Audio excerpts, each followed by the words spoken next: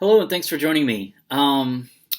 Today, I would like to do a quick wrap up of the books that I completed in my December reread month that I just completed, December of 2016.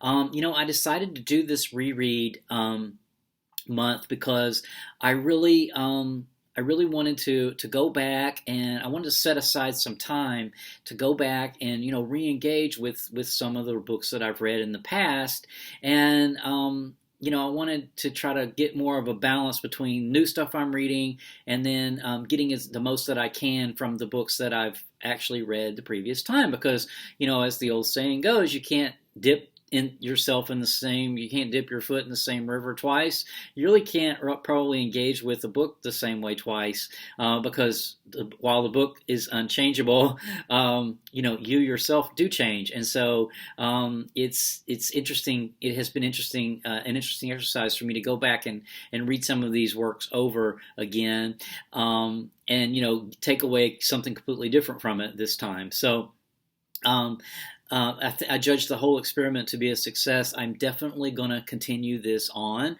I will be rereading. I will devote time in December of 2017 to also be a month of rereads for me, just to sort of keep this up, because if I don't set aside this time, then I tend to continue to read new stuff and don't go back and re-engage with old stuff. So what I did, I ended up reading 5 works, rereading 5 works, one science fiction, one fantasy, one literary fiction, one nonfiction history, and one nonfiction social commentary. I did chats on each of these as I finished them. So what I will do is I will link in the comments, in the details below. I will link to the video chat if you want to find out a little bit more about these works, because in this video, I'm really just going to kind of run through them fairly quickly. So if you want more details, you can always check out the video chats that I just completed. There were not chats done when I read these the first time, because these were all read before I was doing video chats for my books that I read. So there's only one chat, in other words, for each of these. But anyway, I'll link to that. Let's get to the list, though. So the first work that I chose to read is The Dispossessed by Ursula K. Le Guin. So this was published in 1974 originally, and this electronic edition, I believe, was published in 2006. This is science fiction. It's sort of political. I think it's described as utopian science fiction. It's really a political sort of story. So it takes place on in this world, these twin worlds, Anaris and Erasti, and so for Erasti, Anaris is their moon, and for Anaris, Erasti is their moon. But what has happened is there's been like a separation, and Anaris has become, developed a sort of, they call it's like an anarchic sort of system. There is no government. It's very highly individualistic. So the story takes place around one main character, Shevik, and he actually travels to Erasti, and so we get a glimpse of both of these types of societies through his eyes, and it was really interesting to sort of see this world building play out as far as the anarchy world. The other world, Erasti, is sort of similar to our own, and it was really interesting for me to see Shevik, the main character, who is an Erastian, he's from Anaris, to see his reaction then to that society. So I took a lot away from this book as far as that goes. It was real cool, the world building, what it would be like to live on a society like Anaris that's anarchic with no government. It was just a real cool adventure, and I'm really glad that I reread this book this month. So then the second book that I picked up to reread is called Dead Boys. This is by Gabriel Squalia, so don't get creeped out by the cover. This is a fantasy. novel that takes place in the underworld. And so, the main character, Jacob, is able to preserve the bodies of the underworld, because one thing that the dead in the underworld really value is their body, what they look like, try to maintain that as long as they can. Ultimately, this character, Jacob, goes on a quest to find what's called the living man, which was a man who was rumored to have come from the world of the living directly to the land of the dead, the underworld, without dying. And so Jacob wants to find him, and he has various reasons for wanting to find him. He is joined by a fantastic cast of characters on this quest. They end up traveling all throughout the underworld. They start out in Dead City, which is kind of the main city of the underworld, and they travel through several other areas of the underworld, meeting lots of fantastic characters along the way. It was just a wonderful quest journey to go on. I love the way Gabriel Squalia writes. I read another work by Gabriel Squalia in 2016 called Viscera, so you can check out that video chat if you would like. But I will definitely be watching for anything else that Gabriel Squalia puts out, because I really enjoyed going on this quest journey with these characters. And then, so the next book that I read was actually find it, actually a print book. This is 381, AD 381, Heretics, Pagans, and the Dawn of the Monotheistic State by Charles Freeman. So this is a history. This takes place in AD, well, the story's being told the years leading up to this pivotal year in the history of ideas for the Western Europe, of AD 381, when the emperor of Rome at the time, Theodosius, actually comes out with an edict, or comes out with a law, sort of intervenes with the theology of the then developing Christianity. So this book was really cool, because this is a very interesting time to me in history, because it's a time when Christianity is growing, and paganism still exists, though, but it's on the decline, and just sort of how it all happened, where ultimately paganism was suppressed and actually made illegal, and then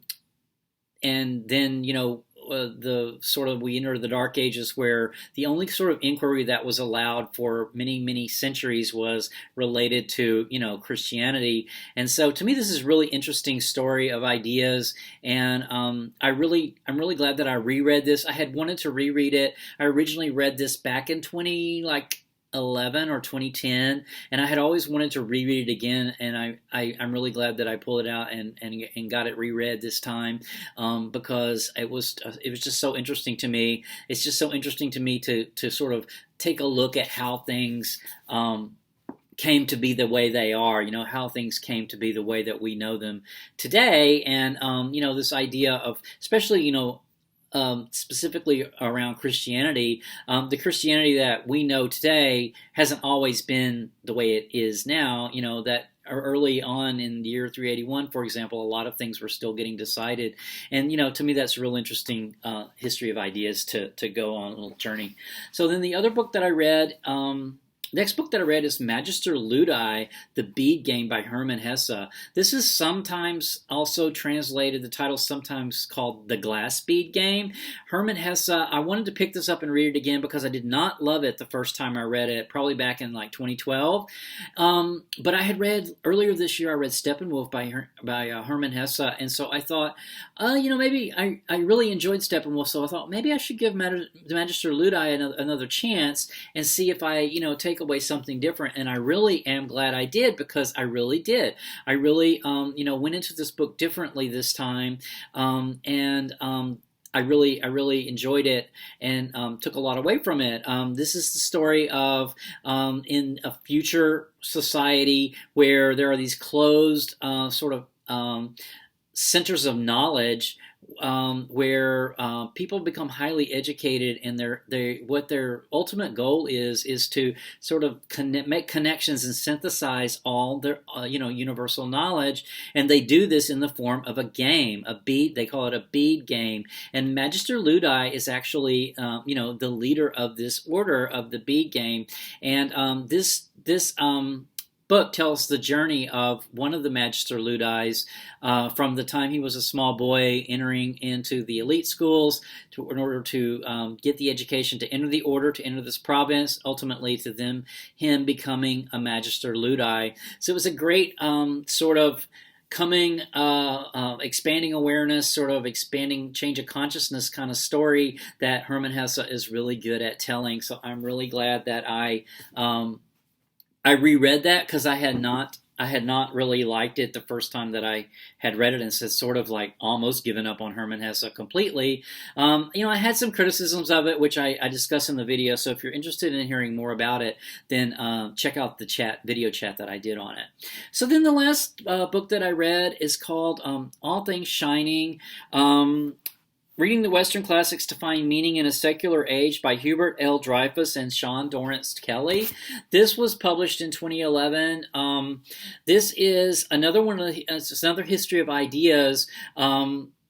This time sort of taking our contemporary nihilism, the sort of sometimes the lack of meaningfulness in contemporary life, as we have become freed and become unfettered from various religions. It has sort of left us, in some cases, this book states the case, of a sort of meaninglessness.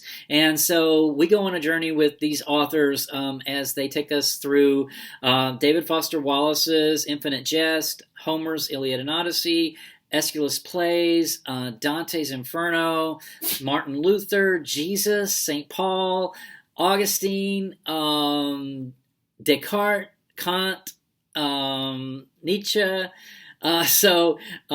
Ultimately, Herman Melville's Moby Dick has a whole chapter pretty much devoted to it.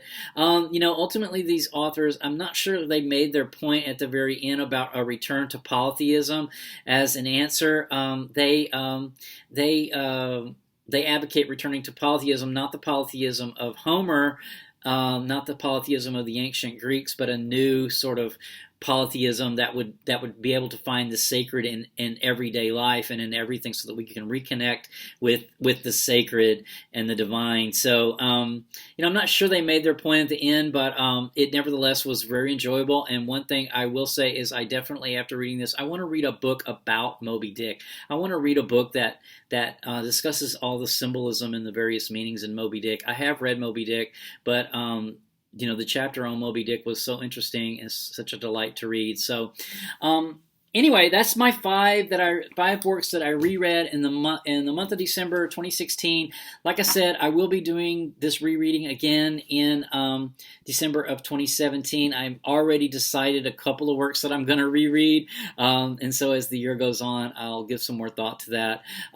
But in the meantime, I will have, as I make my way through my 2017 TBR, I will have chats on fresh books that I'm reading for the first time as I complete them, and other things coming up. So stay tuned. Take care and Happy New Year. Bye.